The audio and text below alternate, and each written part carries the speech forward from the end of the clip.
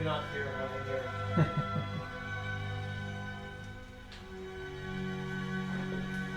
Good morning, good morning. Good morning to everyone. I'm almost there.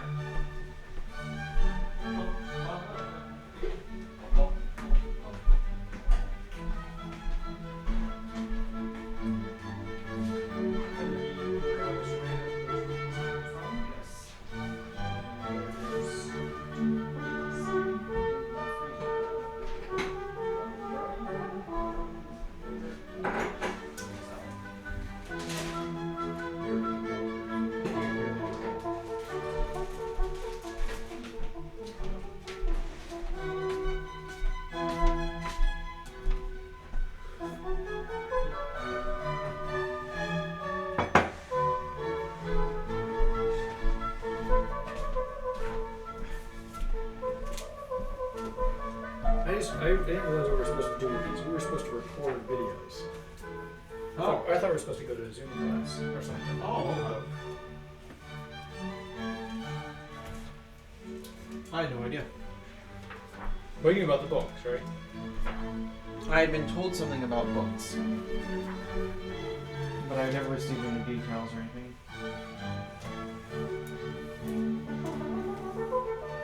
It's in my car for several weeks.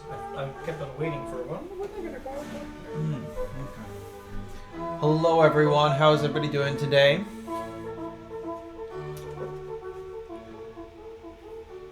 I'm Father Ashmore, and I am your guest host today on this episode of Random Thoughts. I don't know. I'm trying to come up with something. It's not working. I thought it would be humorous, but it didn't go anywhere. Well, there's a lot from over here anyway. Yep.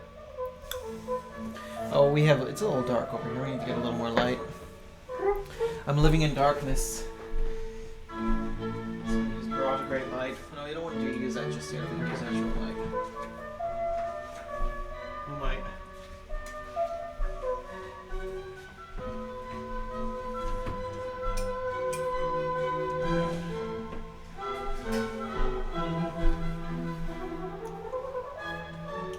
How's my face? Are there any blemishes? Bum bum bum bum bum.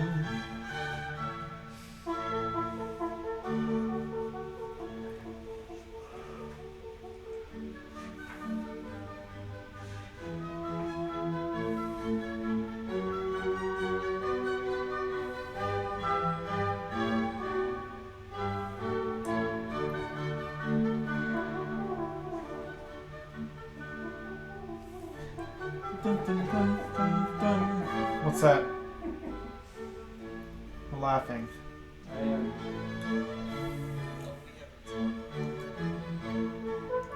Good morning, good morning, good morning.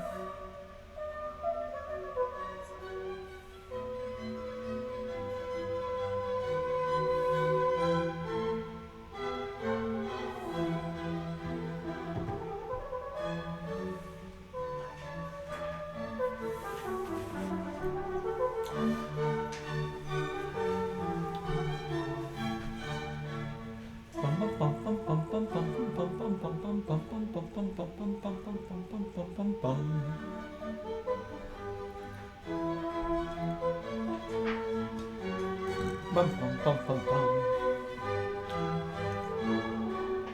Bum bum bum bum.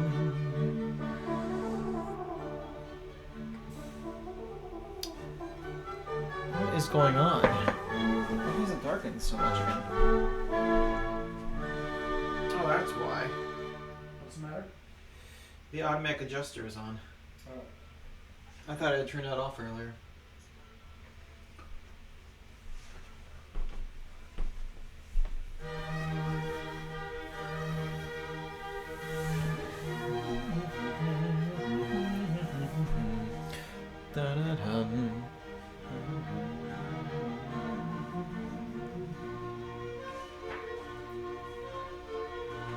Good morning, Terry. Turn up a little bit. Put some light on some faces. Are we going to read? I might. I've got material today. Why? I had come up with one conversation topic. I've got some other material.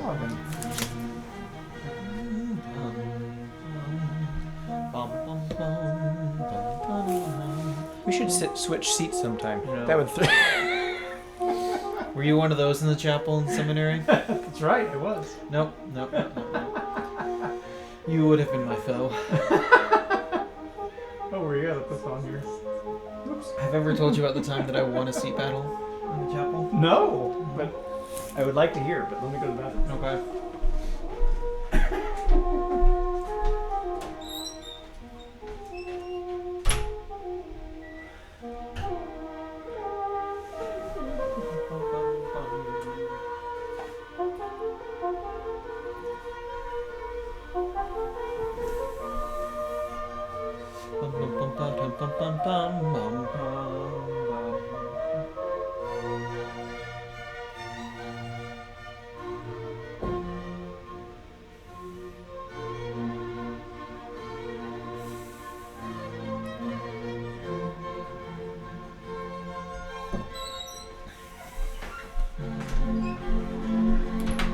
All right. Well, welcome everybody. I'll take Father Greg down.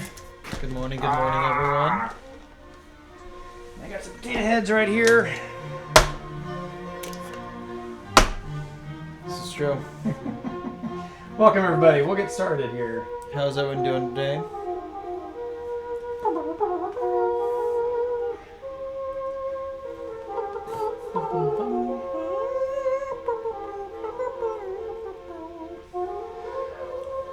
All right, well, welcome everyone to the chat. Welcome to Fireside Chat for Tuesday, May 12th.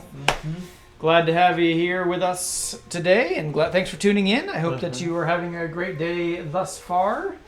And we are here for you, your community in the distance here. So today is a feast day of a couple different people. Some early Roman martyrs. One of them is Saint Pancras. And every time I see that name, I think St. Pancras. Sure, of course. And so it was very difficult to pray this morning because I kept seeing Pancras is on my page. Right. Do you understand my difficulty? I do. Yes. I am resonating with you. Oh my goodness. Do you have your prayer impeded by Pancrases showing everywhere? Good old Saint Pancras. Pancras. Yes. Well, whenever I have to take a moment every time I read when someone fell prostrate. Yeah, you have before. to make sure. It's always troublesome. To make sure. Okay, there's an R in this word. Two of them actually. Rather than saying apostate, is that what you mean? Yeah. Apostate or apostate, yeah. Yes, or pasta. Pasta, yes. They laid pasta before the king. Which sounds delicious. Speaking of if laying I were pasta, a king, if I were a king, that would not be the worst tribute I'd ever received. Well, and thank you, Heather. She laid pasta before us. We're not She kings, did. but she did bring us baked So did the ziti yesterday. The Scolettis Scolettis brought a us couple pasta. days ago, yeah. We said pasta Yes. before the priest. Blessed are you, Lord God of all creation, for we have this pasta which we have received. Fruit of Italy, work of human hands. It will become for us our beautiful meal. Yes, so Jill, thanks for the spaghetti pie. It's delicious. It is. Mm-hmm. And Heather, I'm sure the baked ziti will be delicious. I haven't got to that yet. It's still in the freezer, so we got to figure out when we're going to eat that. So. We've received a lot of cookies in the last We have. week and a half. I'm starting to get the COVID-19. I know. here. It's a little troublesome. Yeah. I've had meals just of cookies. I really have. Yes, you were telling me that. Well, because we only have What's so for much food breakfast? in the Cookies. house, and we have a bajillion cookies sitting on our countertop, and I don't want to waste them. And so I'm Well, like, most of okay. those bajillion came from your mom. I know, because my mother knows no limits. She's a wonderful woman, but if you're going to get one cookie from her, you're going to get 15 cookies from her. And we probably got 40, maybe 50. I There's a lot contained of myself a little bit better this time with your mom's cookies. They were delicious, but I contained myself a little bit better. them. My mom's cookies are delicious. I had them for breakfast several days in a row. Yes. So... Well, and Jill, those oatmeal raisin cookies. Those were some of the best oatmeal raisin cookies I've ever. I'm not a big oatmeal raisin cookie fan, to be quite honest, because I always usually feel that I've been cheated out by what I thought might be a chocolate chip, and it ends up being a raisin, and I'm not always excited about that. No. But these were delicious. They were nice, and they were just the perfect crustiness of the really good. So thanks, Joe. They were quite good. But those are gone. I was trying to decide, what is the definition of a cookie? Like, what defines the substance of cookie? What is the essence, not the accidentals? Yeah, exactly. What makes a cookie and not a brownie And not or a brownie. cake or a muffin? Is it the shape? Do they all have to be? Because I make cookies. Occasionally, I made some cookies, and I had given some to the gas at one point. So my mom makes lots of cookies. I just wonder, is cookie small cake? No, it's No. not, because It's thicker. it's thicker. It has more substance to it. To make cookies, you combine fat and flour, essentially an egg, fat, flour, and Mhm. egg, and you got a cookie with some sugar. Mm-hmm. I think cookies are roundish. I don't think a square. I don't think. Well, you can make them into shapes like sugar cookies. Well, that's true. You're right. You're right. So it's not the shape. You're right. It's the perfect combination of fat, flour, and sugar. Yeah. Uh-huh. Because yes, you know when it's a cookie and when it's Right. transpired over to brownie land, or like I really like blondies. Those are kind Blondies. of like a cookie. Blondies are essentially cookie in brownie format, aren't they? Yes, but there's something a little bit thicker about them, maybe. Right, like a brownie. So Yeah. I've always thought that brownies were essentially just cookie dough put in brownie containers. That's not true. I'm pretty sure it's true. I think it's a base cookie dough. I think it's a base cookie dough put in brownie container. Take out the chocolate chips and you got blondies. But if you have, there's a difference between chocolate chip cookie dough ice cream and brownie dough ice cream. Those are two different What are you things. talking about? We have some in the freezer. I think I've got brownie dough ice cream. Well, yeah, but blondie. Oh, blondie. I thought you said brownie. Yeah, well, I'd say a blondie and a cookie are, yes, very much related. And Right. I might say that. Okay, that's what I was referring Oh, to. okay, I may I'm have sorry. misspoken. I don't I know. thought you said brownie, so that was yes. Okay, so Karen says that they are bar cookies. Mm-hmm. Well, we shouldn't allow our youth to be eating bar cookies. That's very inappropriate.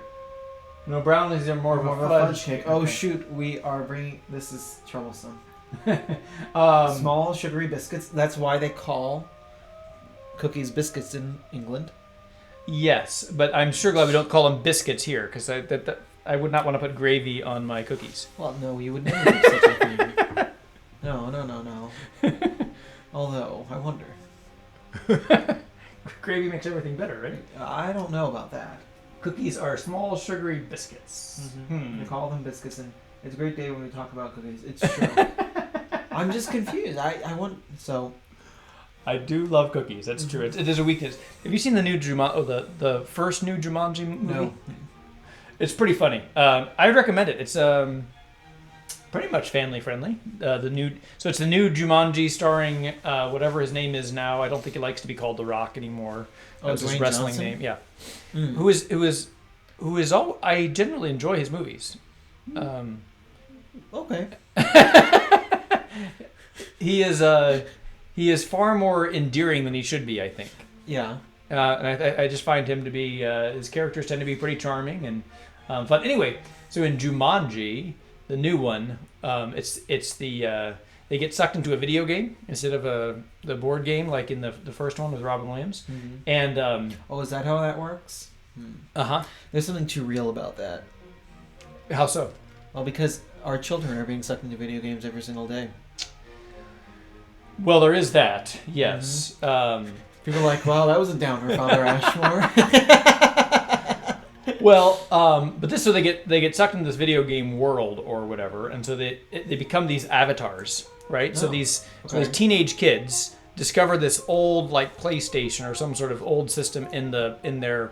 It's kind of like the Breakfast Club. They have to go. They're all doing detention, Oh, and they're nice. cleaning up the they have to clean up this storage room, and then they found this old PlayStation thingy or whatever, and they say, "Oh, cool, what's this thing?" It's like and they say, "Well, let's try it out or whatever." And when they get in, they get sucked into this game, and then they become the avatars of the people in the game.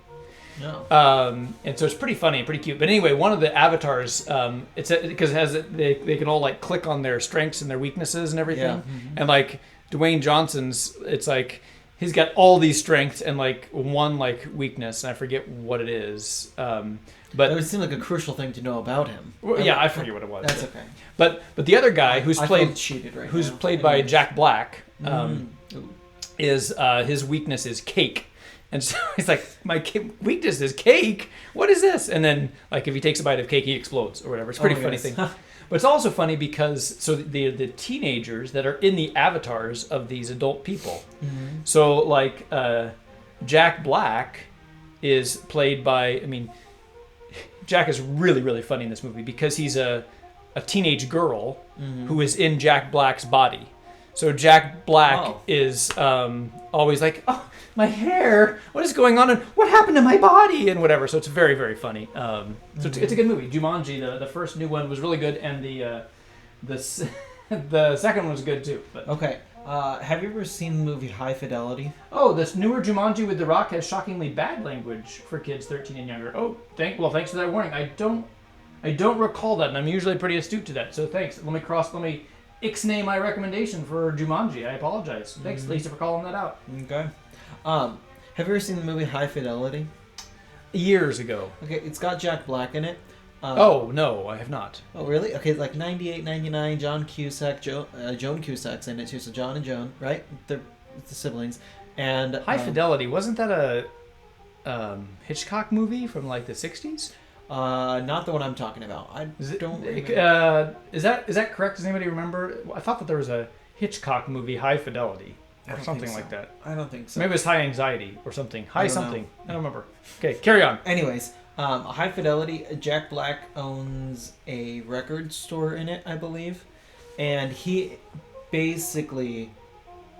and my little brother Will share the same personality. In that movie, every time I watch Jack Black, I imagine my little brother doing it because it's exactly the same. My little brother is hilarious. He's a good guy. We get along really well, but he is the closest person I know to Jack Black. Now, my little brother is much thinner than Jack Black, but out of personality, those two are like the same people. Mm-hmm. So, interesting. Yeah, it is interesting. So, very good. So what have you been doing? What have you been watching? Okay, Sarah, that is a great breakdown of the difference between a cookie and a brownie. So, very good. Higher liquid fat content, making a batter there. Let's see here. Let me go over here real quick. What is that?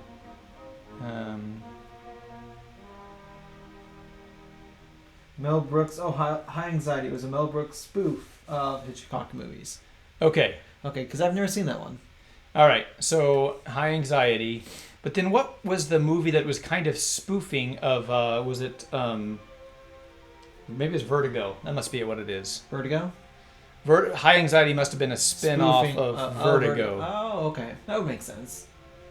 Vertigo's a great film. Okay. Mhm. That's a long way from High Fidelity. Oh, sorry. Very good. Yeah, exactly. High Fidelity, High Anxiety, Vertigo. There we go.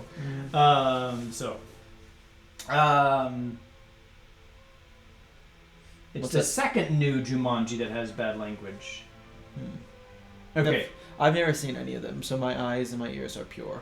Well, that might be true because I remember the second one not being as good as the first one. The first one was so very entertaining, and I went and saw that one. We went and saw it on a whim. Mm-hmm. I think I've seen it twice, but yeah, I've seen it twice. But the first time I saw it was at the B&B theater. Remember when we used to go to the movie theaters? Remember those Yeah. open? Yeah. Mm-hmm. And popcorn. uh-huh. Mm-hmm. And you would share out of the same bag sometimes. Somebody. That's right. Exactly. Oh, the good old days. I remember my youth. I wonder if in theaters they will mark off sections. They could theoretically do that in theaters. They could sell fewer tickets. I would think so. Yeah, I would go. And and maybe when you buy them, if you buy them by seat, you can buy them as a family as one, but then separate anyway. But anyway, I saw at the B&B at the that 4D experience or whatever that thing is. Oh, that would be awful. No. Oh, it was awesome. No. Oh, Awesome. So and Jumanji was the perfect movie to see that with that because it's an action comedy. So what happens in these like your seats move around a little bit or like if someone jumps in a pond, then maybe some sprinkles of water come up, or if they're walking through a forest, you smell they put like forest aroma in there.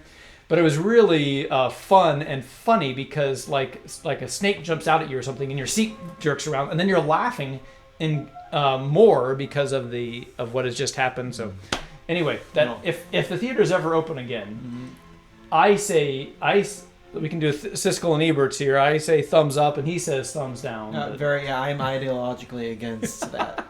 Ideologically? Ideologically, Wow. It's not right. It's not in the species of a movie. A movie is a visual experience that has sound, and it combines into this one thing. And that art should be enough to draw you in. You don't need the seat shaken to make you feel like you're in it. If the movie is good enough, you don't need those extra things. Sure. Yes. But I would argue that you can push the boundaries and the level of what makes a movie and can heighten that through certain experiences. No. Then you've got then you've basically got a Disney ride. Sure. It's a Disney movie. Nope.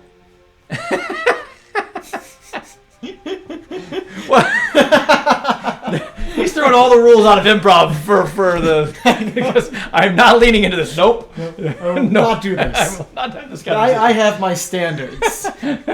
Well, it's good. I'm glad we finally discovered that. This is where the line is drawn.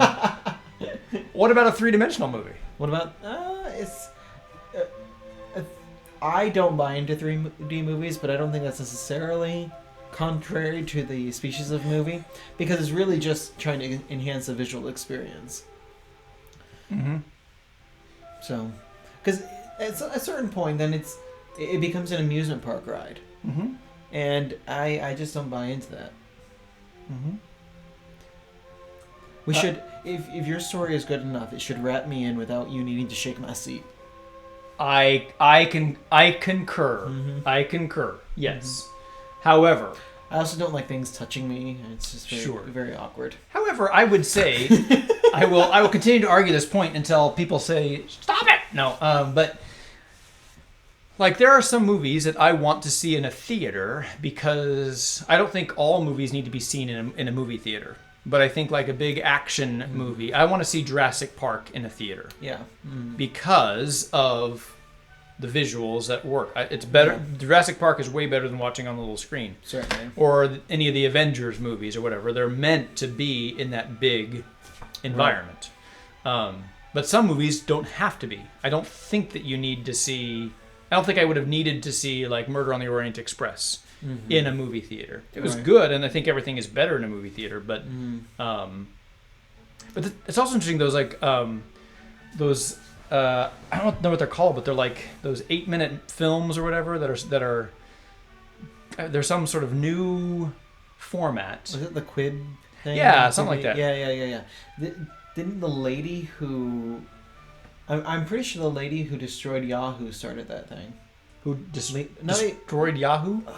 She owned Yahoo, or she was the CEO of Yahoo, and it went, kaput as a business. Okay. And then she opened up this Quibi thing. Okay. And anyway, I find it interesting as an art form because it is made especially for the format of the phone. Yeah. Which I think is interesting. Yeah. That normally films are made to be seen on a movie theater, but that's not how most people watch movies anymore.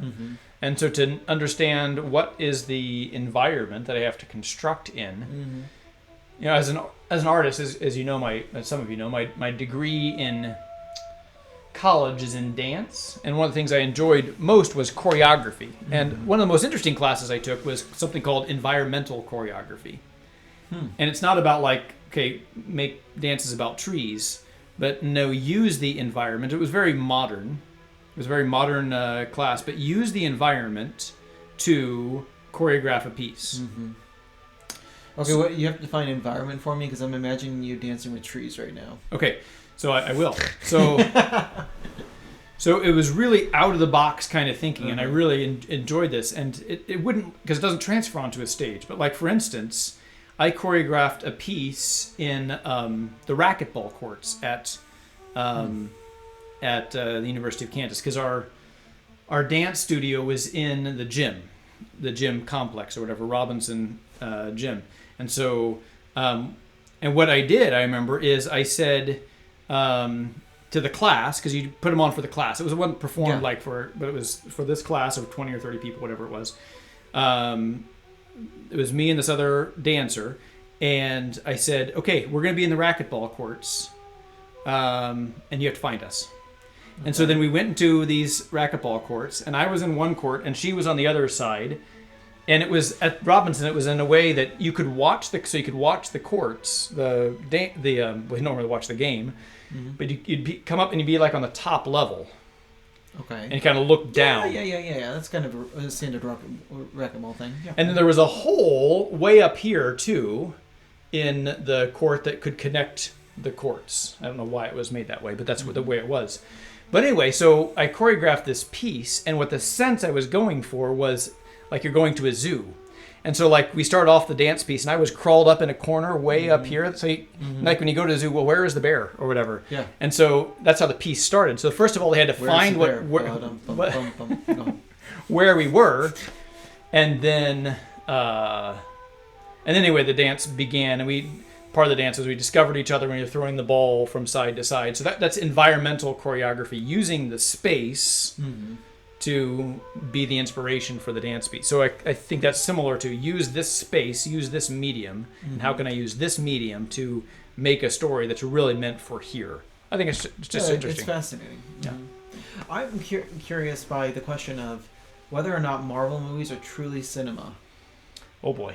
I think that's a fascinating question. So there are a lot of really good directors who claim Marvel movies are not true cinema. Okay.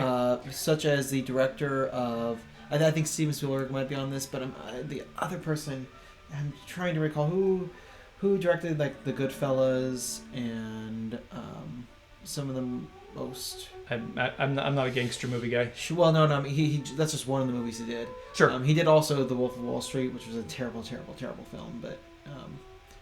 Those films, that director, what is his name? He refuses to call the Marvel movies true cinema.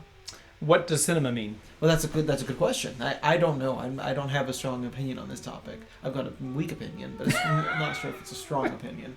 But whenever I watch Marvel movies, I am intellectually unsatisfied because I feel like I'm going to watch I'm going to just watch the destruction of things for an hour and a half, and I don't feel like the story told is satisfying in a cinema style, because it just seems like an excuse to have superheroes battle each other always. And so the question is that true cinema, or is that an amusement park? An amusement ride or something like that. Right. So my sister for years had the distinction, I don't know if she still has, my sister Kristen would talk about movies and films. So I think that's what you're getting at too. Right. That she would call the Avengers movies but not films. And I would concur. Star Wars, I would say, are movies, not films. I don't know about that. I'm a big Star Wars fan, but they're best enjoyed when they are seen as B movies, I think. Well, I would say they're good, they're B plus movies. They're good. They're what I consider them. If you're going to enjoy a Star Wars movie, for me anyway, I just try to say it's a B movie that's done really well. Because that's what George Lucas is going for in the original. You know, Star Wars was supposed to be Flash Gordon, right? And he couldn't get the rights to it, so he made his own. So he wanted to create that same kind of thing of that Saturday. Martin Scorsese. serial. Thank you. I couldn't come up with his name. Go Very ahead. good. But anyway, so yes, I would say yes that there is that distinction between cinema and movies, or film and movies, and so my thing is I generally want to see a movie in a movie theater, and I'm fine seeing a film at home. Huh. Interesting. Because generally movies have more special effects, loud explosions, whatever, great vistas where you can see the worlds or whatever. But if it's something that I can see at home on the television, and it's going to give me pretty much the same experience, then I'll just wait till I can rent it, usually. Interesting. I find that those movies, which are strictly movies and not cinema, one might say, are boring. I find them incredibly boring. I have gotten more to that point, yes. I'm not saying this is a good or bad. Sure. Like Marvel movies, I find to be the most boring movies in the world. You can make some enemies here this morning on Fireside Chat. They're just, the stories aren't interesting.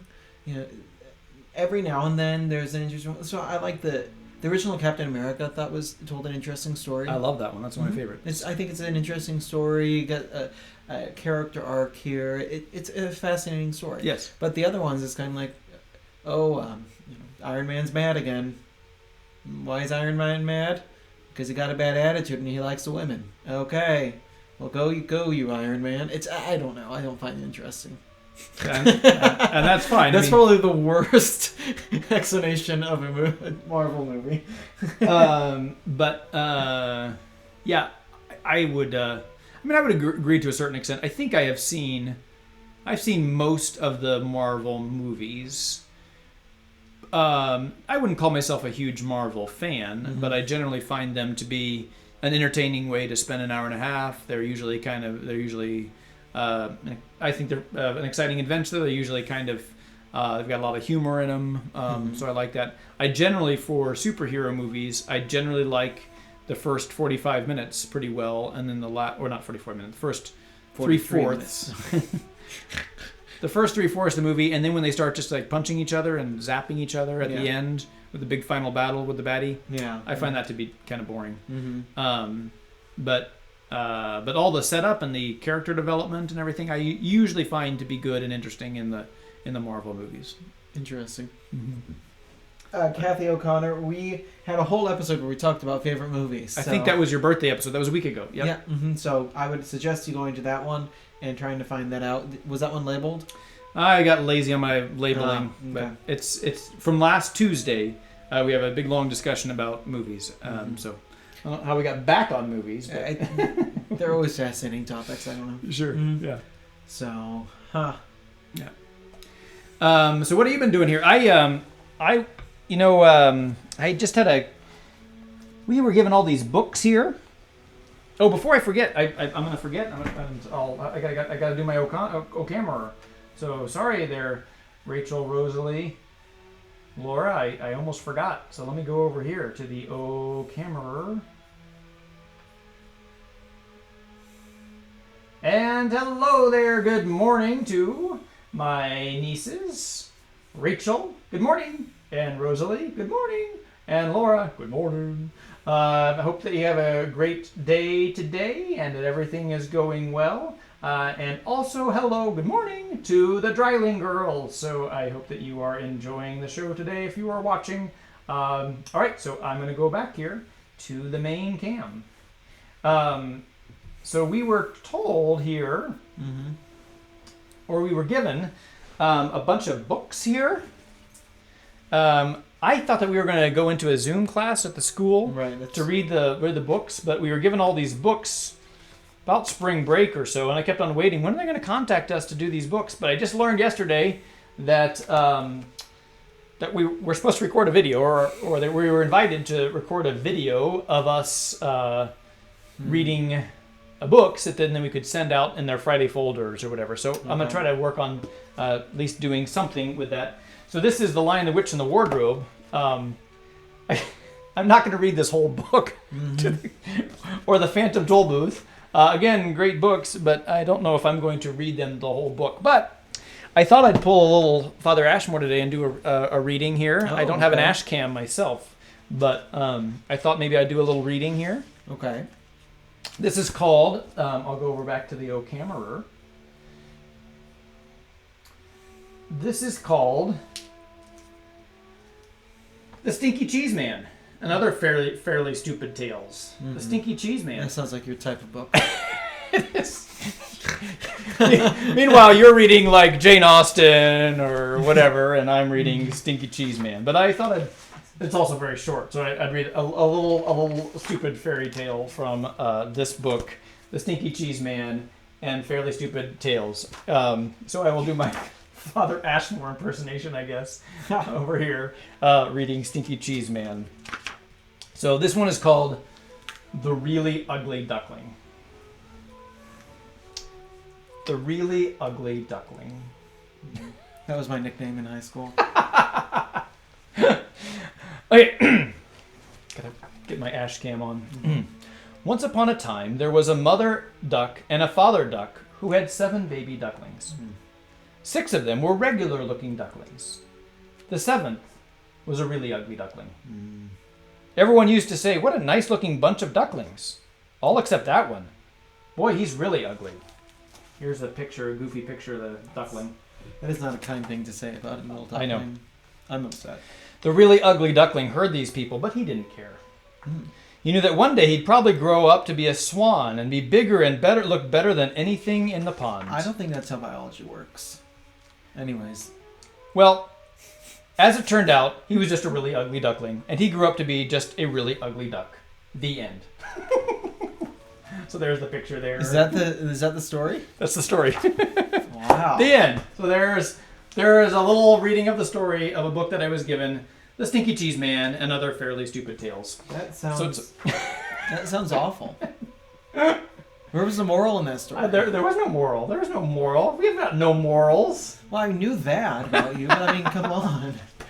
That was the one I could read the quickest. I feel gypped.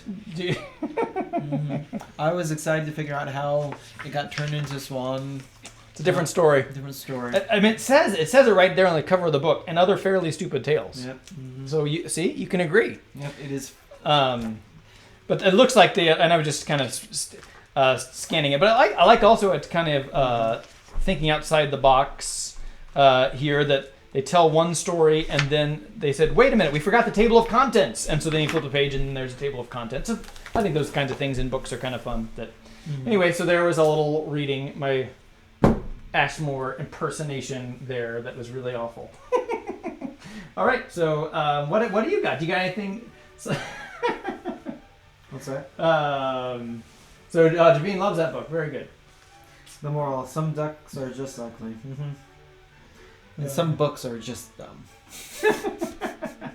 So I want to read some more of the. Maybe I'll have another passage for tomorrow for Maybe. continuing on The Stinky Cheese Man and Other Fairly Stupid Tales. What do you got over there? Me? Yeah. Anything to share with us today? Nothing I've planned so far. Do we have any questions or anything of that sort? Well, the Dryling girls, I hear that they've been making muffins yesterday, Muffins. and they've been reading the Boxcar Children. So that adds into a complication of our discussion we had earlier. You've been making muffins? How delicious! That sounds great. I'm so glad that you were helping out your mom and helping out at home. Great job. So, like we were saying, a complication. Muffins. Muffins are a sweet bread, or are they a non-sweet cake?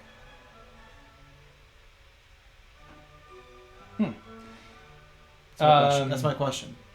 Is it Are muffins a sweet cupped bread, or are they a less sweet cupped cake?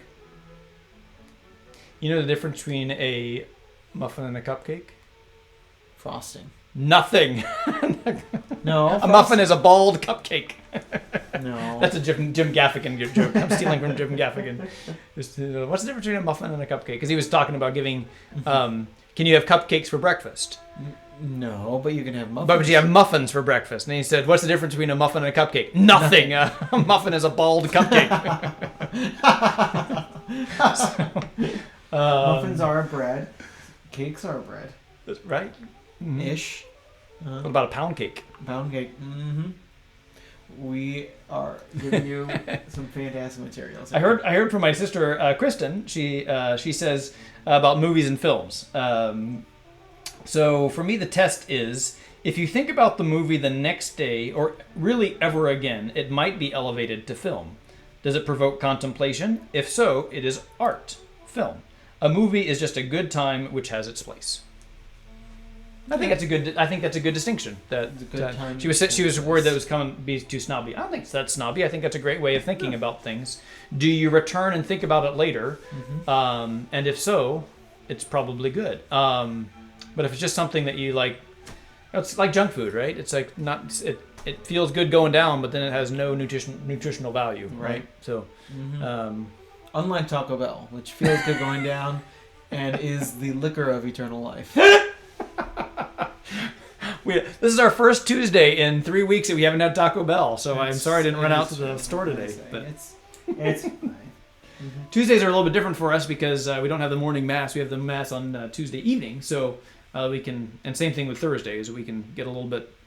We have a little bit more time beforehand, which sometimes we run a little bit late even so. But I run a little bit late even so. But here we are. Oh boy. So. These are all connections, so. Okay. Mm-hmm. Max Lucado for the kids. Oh, I mean, I know a little bit of Max Lucado. I think I've got a book of like Christmas writings by Max Lucado. Okay, I've heard of him. I don't know who he is. He's a Christian author, not a Catholic author, but Okay. kind of a modern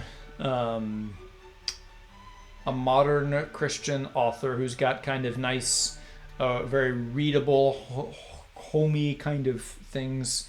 He's something that you would find at your Christian bookstores as a bestseller kind of author. Okay. So, I don't know. This is one of my. I I don't. Max Lucado is probably a great guy, good author. I'm not by Mike going down this way. I don't want us to interpret it as a criticism of Max Lucado, but sometimes we can get authors who are sold in like Christian stores or Catholic stores that are really low quality authors, but they claim themselves to be Christian authors, and so we give them a pass. One of them is the author of a series that's printed by Ignatius Press. So you would think Ignatius Press is a really high quality print Catholic company. What is his name? Michael O'Brien. Oh, I think his books are terrible. okay. I think they're awful. I mean, they're really interesting ideas, but that guy needs an editor. That's probably true. So he has Father Elijah. That book could be like 100 pages. True. He's got that one about what is it? Something under the. I think that was the one I read. I thought it was good, but yes, it could have been edited down. And his dialogue is pretty jilted, I thought. It's been a long time. That was 10 years ago or something. I Some think people my really- sister gave me that Father Elijah book. I enjoyed it. So they're really good ideas, but I don't think they're executed well. Right. Well, that's kind of it's the. It was all in the kind of the Da Vinci Code craze and the apocalyptic or end of the world stuff or whatever, and so I think that he got extra boost from that. That you can't read. So that some people would say you can't read the Da Vinci Code. Well, what can I read that has that kind of page turning thing with whatever? I would say, and I've read several of Dan Brown's books, and they're not great literature, but they are page turners, and they're filled, as Monsignor McGlynn said, they're filled with heresies, but they're real page turners. So, and that's true. So I wouldn't recommend the Dan Brown books necessarily, but unless you are well formed in your faith and you get that it's fiction, and don't take anything in that seriously. But anyway, so people would say. Priests would say very strongly, don't read Dan Brown. Okay, but I like that style. What can I read? Well, here's Michael O'Brien. So that's kind of... Not the same. I mean, like, his Island of the World goes on and on and on. I mean, you could walk through Russia on your feet every single day and try to go from one side of Russia to the other side of Russia, and you still wouldn't have finished that darn book. It goes on and on and on. I love long literature. I love Dostoevsky. I'm totally fine with it. It has no right to be as long as it is. Uh-huh. Mm-hmm.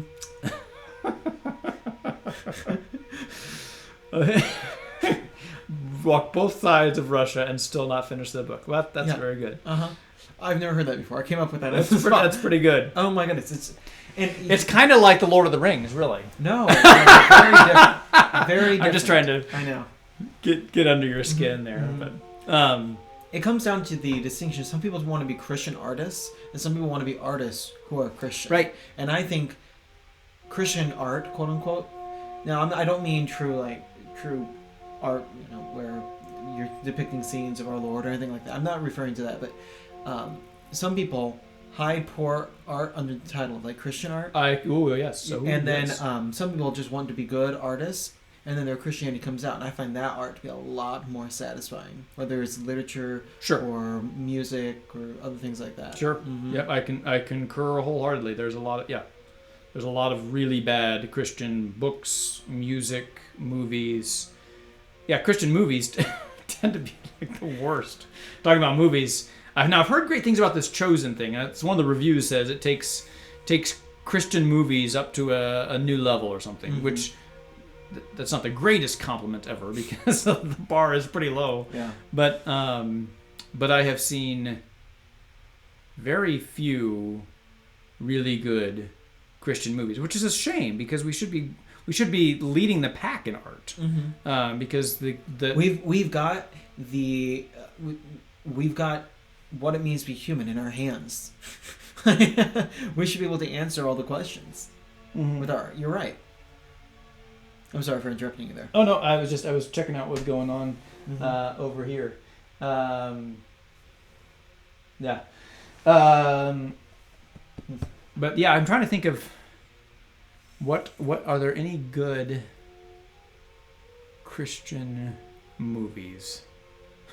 I mean, there are some, but I thought that The Shack was pretty good. I read the book. Oh, really? Okay. I mean, I've never seen it. I couldn't. I mean, it wasn't great, but we saw it. So here's where it works. I think we saw it as we went as the class for the RCA class, and it was kind of our class. So if you're going to see it as a class and kind of have a theological meditation, it's pretty good. If you want to go see a great movie, no. I'd say The Passion of the Christ, I would say, although it's a very well done piece, I don't think it qualifies as a great movie. I would say it's like a moving meditation on the Passion of Christ or I would agree the Station of the Cross, but like there's not really great character development or any of those kinds of things, but that's not what it's trying to do. Right. So I think what it's trying to do is very good, and I think that one's a good. I think it's a piece of art in many ways. Yes. You have to view it as this piece of art, which is a meditation on the Passion of our Lord. Right. But people were all upset that it did not get nominated for an Oscar, for instance. It's like that they hate Christianity or whatever. I'm like, well, if you apply the normal means of what do you look at for a movie of great acting, great character development, great whatever, I'm not sure if it qualifies, but it was kind of in this category by itself. But, it really is. It's unique in that way. Javine's taking a Bible as literature course for my bachelor's, looking at parallels between Catholic Bible and other faiths. Similar creation story. Yeah, that could be a very interesting thing to study those different creation stories. Yeah, and I think like the Epic of Gilgamesh, I think, is one of them. Yeah, right. I'm not too familiar with that. Yeah, I read it in college too, back in the but it's it's interesting. I think when you read the Bible too, that's important to keep in mind. I think I always stress context when you read the Bible, and we expect, I think, sometimes when you read the Bible that we are going to read a modern understanding of how we understand God, post Aquinas, post Augustine, whatever. Right. And that's not what the Bible is. It is an ancient look at God communicating to His people. So like we look in the Bible and whatever, it's like, why doesn't the Bible say anything about the internet?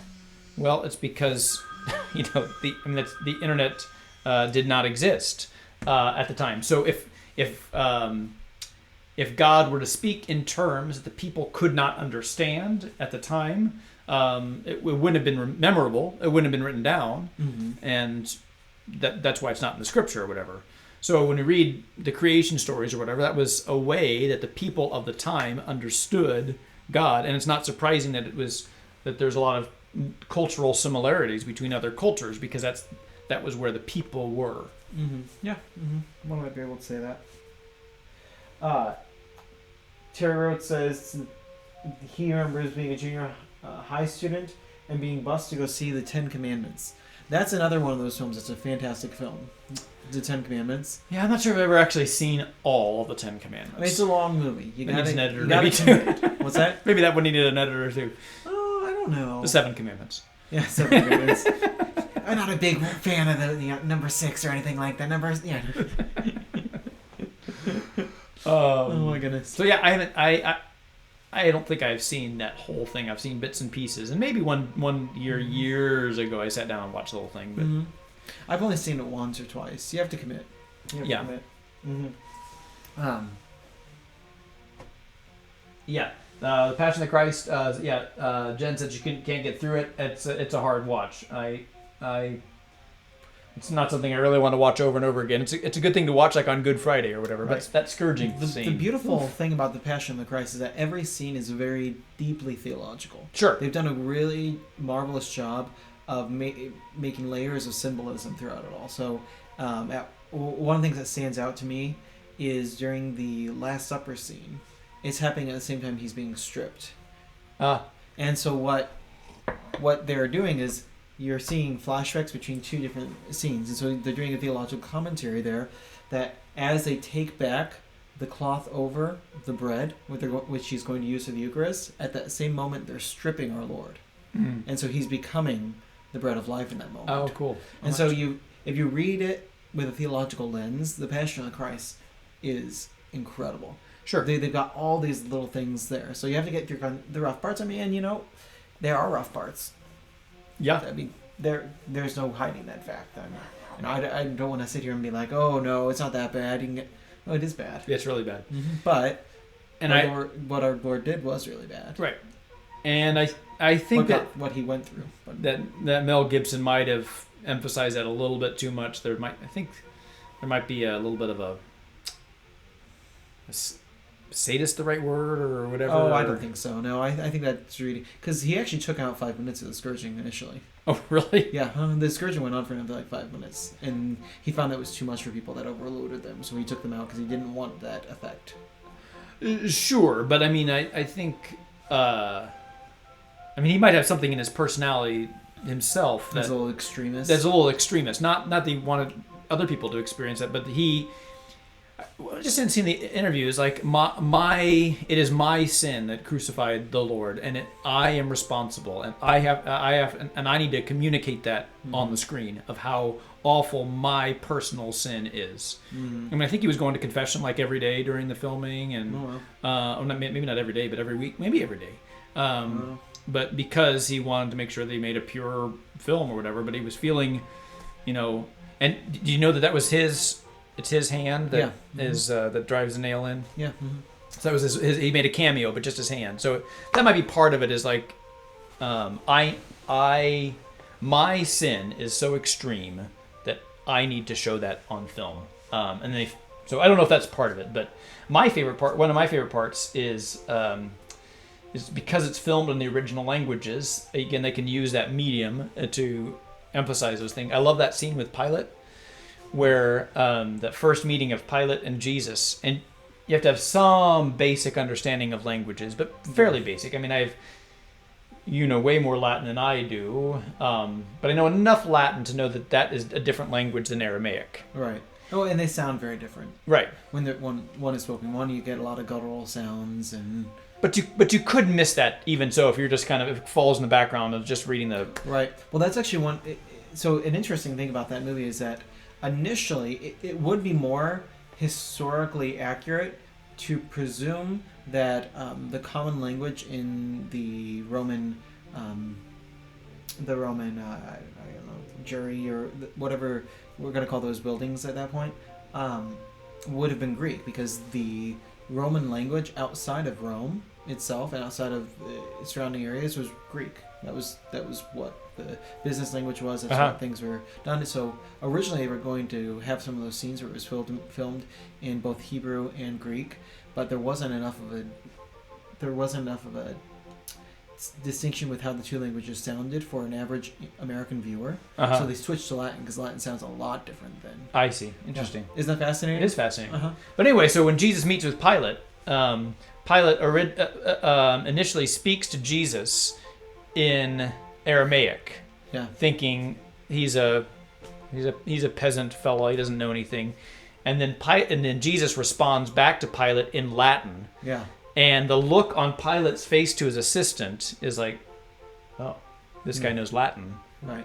Which would have been, to be honest, astounding for him to know Latin. Right. Because it would make more sense for him to know Greek, because that was another local language. But for him to be able to speak Latin, nobody was speaking Latin. The Roman soldiers really weren't speaking that much Latin at that time.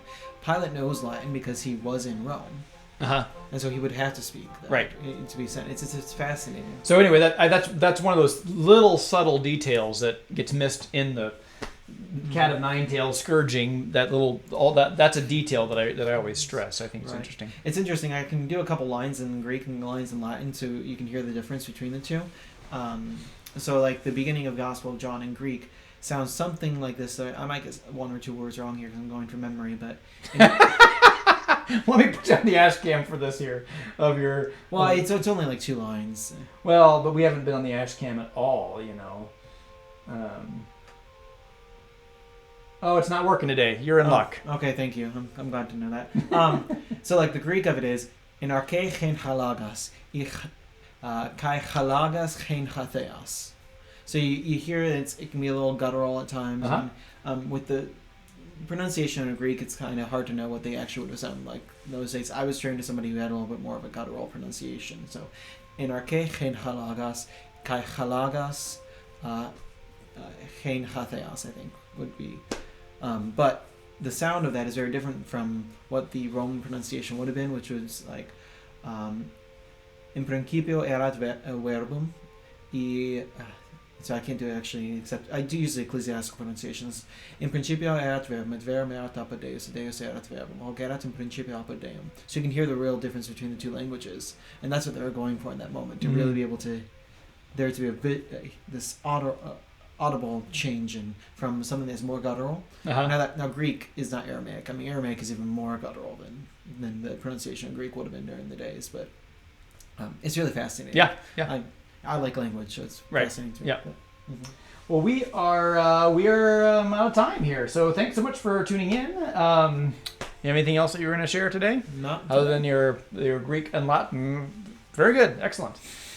So we will see you tomorrow, and Mass tonight is at 6:00 from the church. So everyone is welcome. You just need to sign in beforehand. So we just have tracing, just in case we need to be tracing things of knowing where people were. So just doing our part there.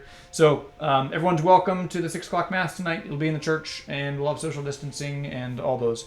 Make sure, if you do come, make sure you bring a mask, because that is required, and you'll sanitize your hands and everything. So thank you all so much. Have a wonderful day.